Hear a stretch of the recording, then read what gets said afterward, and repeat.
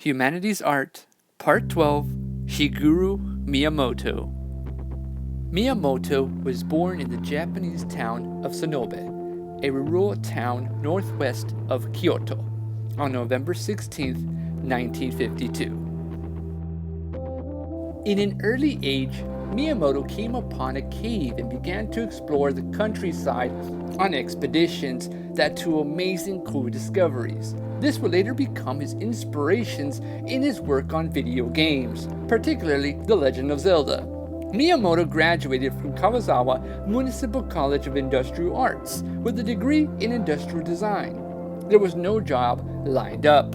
Originally, Miyamoto wanted to be a manga artist, considering his love for classical Kishoteketsu narrative structure, which is a poetry as a four-line composition, known as Hoju.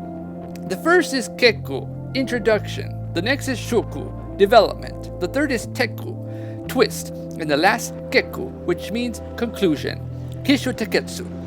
He was fond of Western television shows, but changed his passion for video games when he came upon the 1978 arcade hit Space Invaders. Miyamoto began his career with Nintendo, who helped in creating the art for the company's first original coin-operated arcade video game, Sheriff. Miyamoto had a vision, imagining a love triangle between a gorilla, a carpenter, and a girl.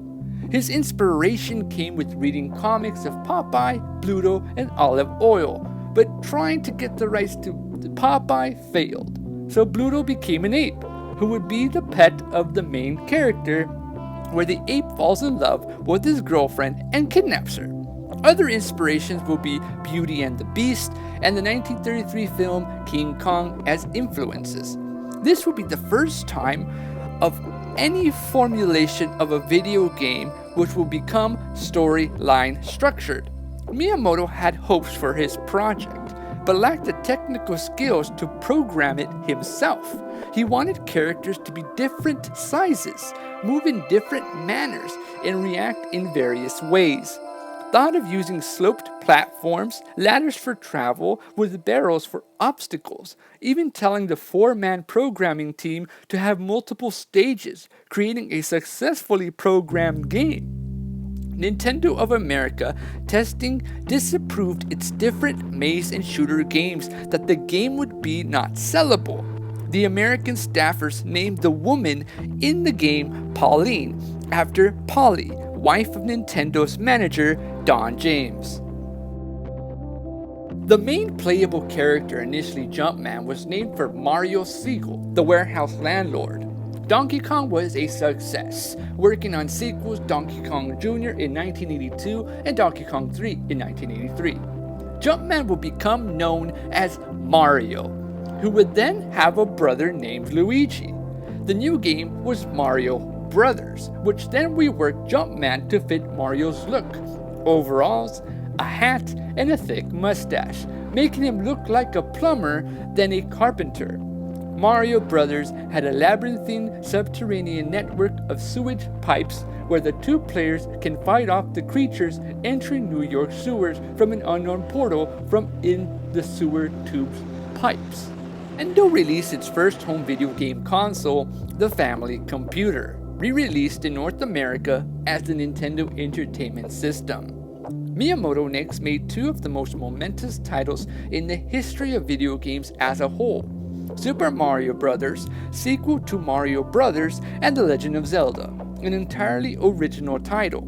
Super Mario Bros. Was bundled with the Nintendo Entertainment System. Next, he worked on Ice Climbers, Kid Icarus, Excite Bike, and Devil World, and sequels The Legend of Zelda 2 and Super Mario Bros. 2.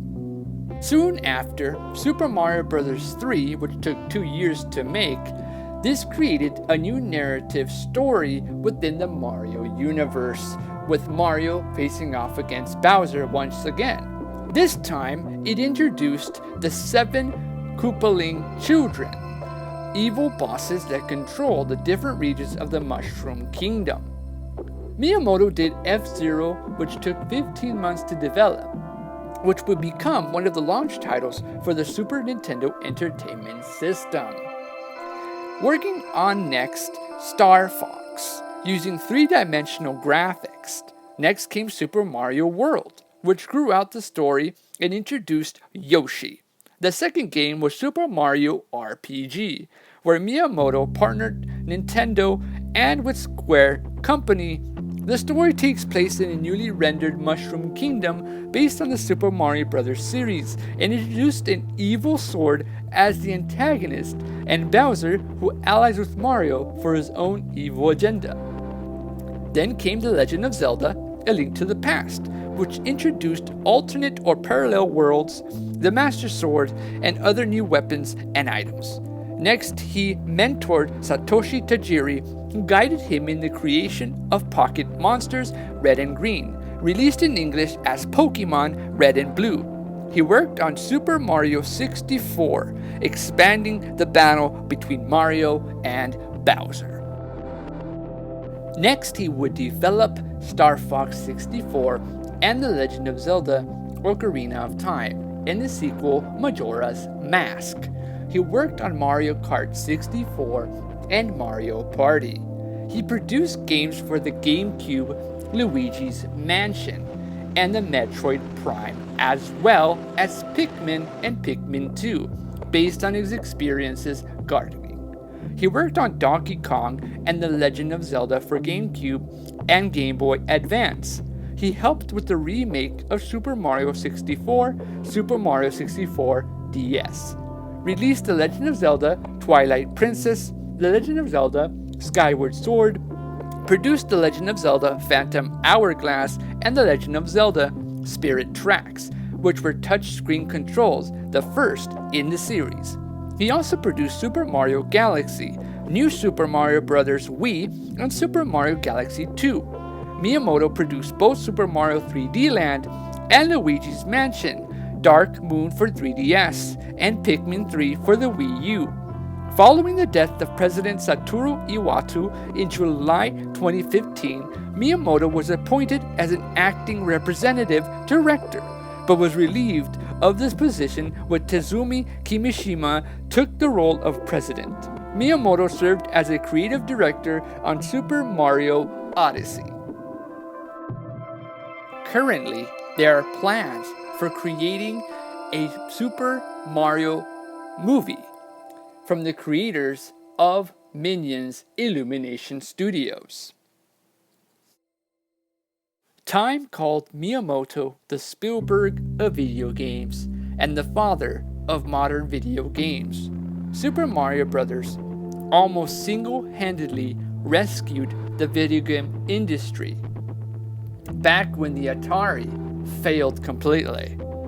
The New York Times describes Mario as the first hero of video games and is the lead example of video games in the future, cementing Mario as the greatest video game icon character of all time. Shigeru Miyamoto was not just a video game developer, he was a fan. And for being a fan, he made sure we enjoyed the video games that they developed at Nintendo. He guided many directors and developers and created some of the best video games of all time, and that was awesome. And because of that, not only did he help bring video games out into the foray of pop culture, but he helped to develop larger-than-life iconic characters of video games into celebrities, a feat not many have been able to do back in the day. And still to this day, people have followed in the footsteps of the Super Mario franchise or even Shigeru Miyamoto's very unique perspective of creating a wondrous world of video games and making it larger than just a video game. This was an exciting and still exciting time to be a part of, because the wonders of video games is just that. You can be a video game player and enjoy video games and you'll be okay. You don't have to go and watch movies, you don't have to go and read comic books. It's okay. Why? Because everybody knows who Mario is, everybody knows who Donkey Kong is, Everybody knows who Link from The Legend of Zelda is, and many more franchise other video game iconic characters that have paved the way to a new generation of video game players all over the world.